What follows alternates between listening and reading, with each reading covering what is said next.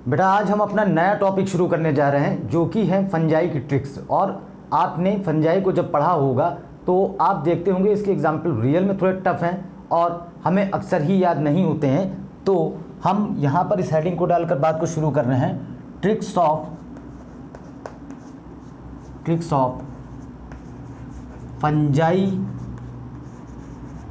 Fungi examples.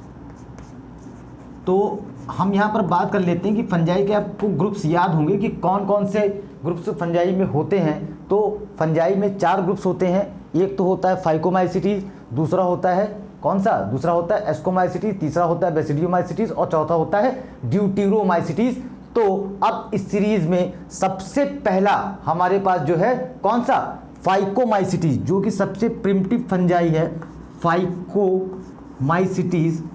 इसकी trick की हम बात करने जा रहे हैं। तो फाइकोमाइसिटीज के 3 एग्जाम्पल हैं। एक तो है राइजोपस, दूसरा कौन सा है, दूसरा है एल्ब्यूगो और तीसरा होता है म्यूकर। तो अब इसके लिए हमें बहुत सिंपल सी ट्रिक बना रखे हैं कि फाइटर राम। तो भगवान राम, हिंदू मिथोलॉजी में भगवान राम का बहुत महत्व है और राम जी को एक फाइटर ही मानते हैं। और आप कभी देखते होंगे रामनवमी वगैरह में जब राम जी के चित्र को लेकर लोग जुलूस वगैरह निकालते हैं तो धनुष लिए रहते हैं। हनुमान जी राम जी जो हैं वो धनुष हाथ में लिए होते हैं और इसी बेसिस हमने बना ली है ट्रिक फाइटर राम। तो फाइटर से हो गया फाइकोमाइसिटीज और राम में तीनों अल्फ़ाबेट हमारे आ रहे हैं। कौन कौन से हैं, ये हैं राइजोपस जो सबसे पहला है, दूसरा है हमारे पास एल्ब्यूगो, दूसरा कौन सा है एल्ब्यूगो, इसको पूरा नाम बोलते हैं एल्ब्यूगो कैंडिडा। और जो थर्ड हमारे पास थर्ड होता है इसमें म्यूकर। तो इस तरह से हमारे तीनों एग्जाम्पल हो गए, राइजोपस, एल्ब्यूगो और म्यूकर। तो अक्सर मैंने इस चीज़ को देखा है कि जो फाइकोमाइसिटीज के एग्जाम्पल्स हैं छोटे एग्जाम्पल्स हैं और याद भी रहते हैं। दिक्कत आती है हमको किसमें, एस्कोमाइसिटीज और बेसिडियोमाइसिटीज के एग्जाम्पल में। तो आप इसको चाहो तो स्क्रीनशॉट ले लो या चाहो तो आप नोट कर लो, जैसा आपको ठीक लगे आप कर सकते हैं। तो हम इस सीरीज में आगे बढ़ रहे हैं। जो नेक्स्ट ग्रुप है हमारे पास एस्कोमाइसिटीज, कौन सा ग्रुप है हमारे पास, एस्कोमाइसिटीज, उसकी हम बात करने जा रहे हैं। तो एस्कोमाइसिटीज के कौन कौन से एग्जाम्पल हैं बेटा ये भी देखते हैं हम।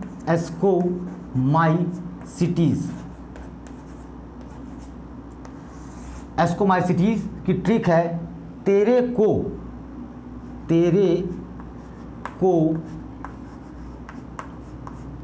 कल नर्स आशा को मैं आशा लिख रहा हूं, तेरे को कल नर्स आशा येलो पेंसिल मारेगी।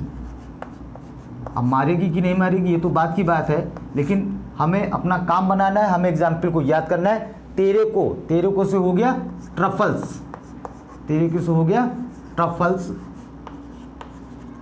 कल से हो गया क्लेविसेप्स,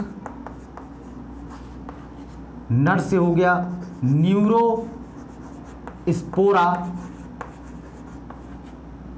आशा से हो गया एस्परजिलस। और इसी से हमको ये भी ध्यान रखना है कि एस्कोमाइसिटीज है एस्परजिलस। येलो से हो गया ईस्ट,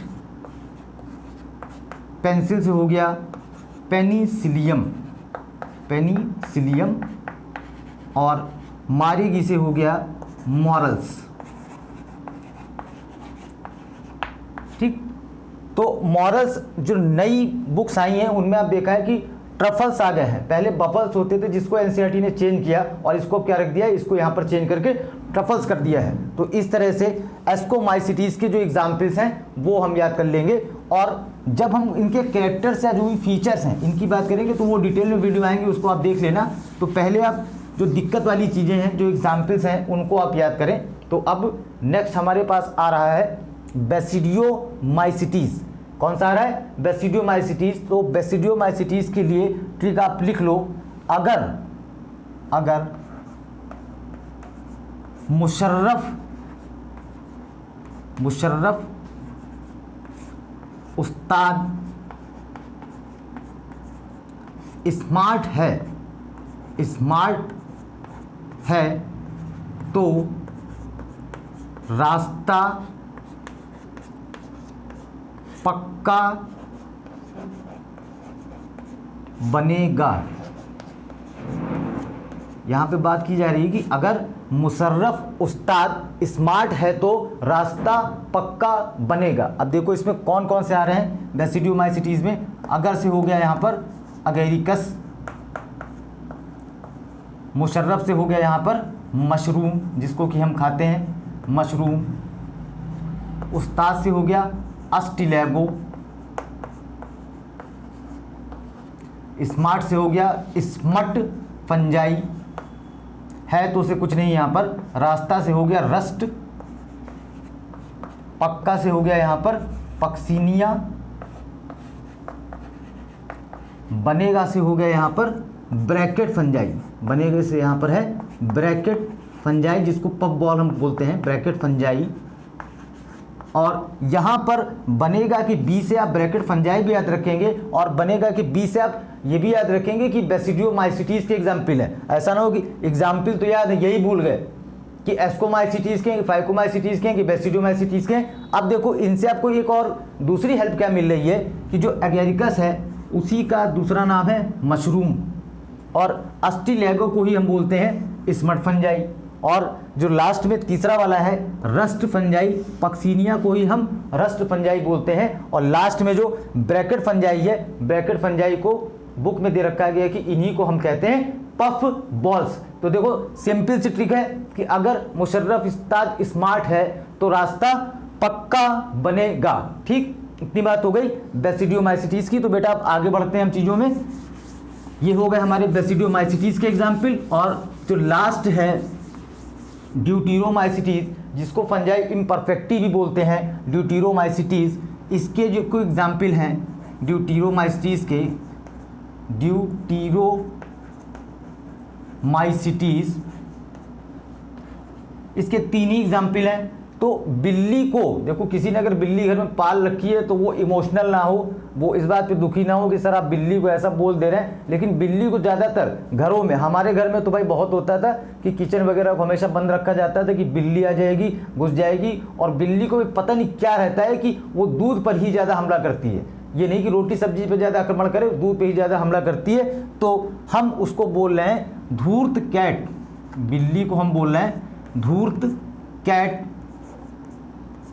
और धूर्त से यहाँ पर आप सिमिलरिटी कर सकते हो, धूर्त से हो गया ड्यूटीरोमाइसिटीज़। और कैट में आप देखो कौन कौन से आ रहे हैं, कोलेटोट्राइकम, कोलेटोट्राइकम।